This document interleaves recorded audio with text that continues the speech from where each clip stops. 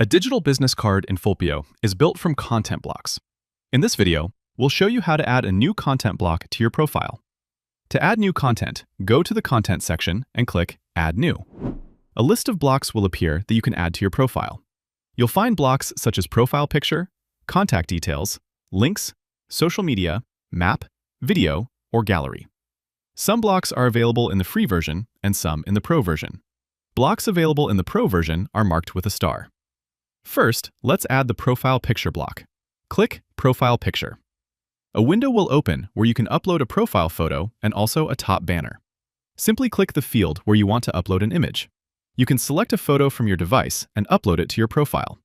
You can add the banner the same way. Both elements are optional, but a profile photo significantly increases trust. That's why we recommend adding at least a profile picture. Finally, click Save.